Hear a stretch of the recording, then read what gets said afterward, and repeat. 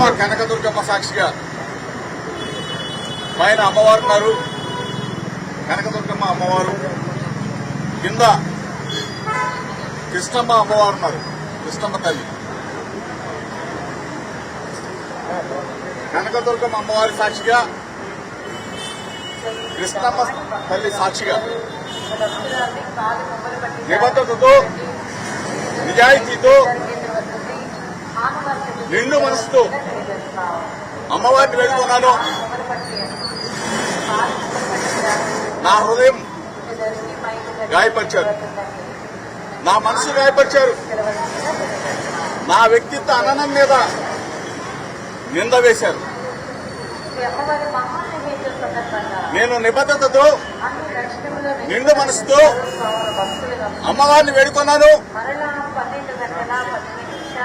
జోగి రమేష్ అనే నేను ఏ తప్పు చేయలేదని చెప్పేసి అమ్మవారిని, నేను ఏ తప్పు చేయనని చెప్పేసి, చేయను కూడా అని చెప్పేసి అమ్మవారి సాక్షిగా చెప్తా ఉన్నా. నా మీద నింద వేసిరా, నా వ్యక్తిత్వ అననాన్ని, నా హృదయాన్ని గాయపరిచిన వ్యక్తులని అమ్మవారు మంచి బుద్ధి వాళ్ళకు ప్రసాదించాలని, వాళ్ళు ఎప్పుడు కూడా చెడు ప్రవర్తనతో మంచి మనసున్న జోగి రమేష్ నాలాంటి వాళ్ళ మీద బురద వేయకూడదని చెప్పేసి అమ్మవారు వాళ్ళకు మంచి బుద్ధి ఇవ్వాలని చెప్పేసి నేను అమ్మవారిని వేడుకున్నాను.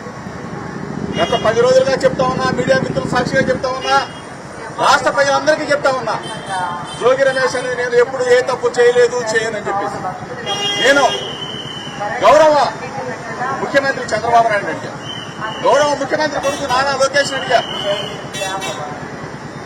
వేడుకొండల సాక్షిగా తిరుమల రమ్మని అడిగా, అమ్మ కనకదుర్గమ్మని అడిగా.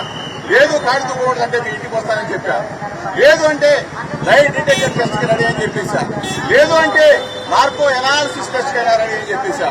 ఈ రోజు దేనికి కూడా స్పందన లేని ఈ ముఖ్యమంత్రి కొడుకు మీరు చూశారు.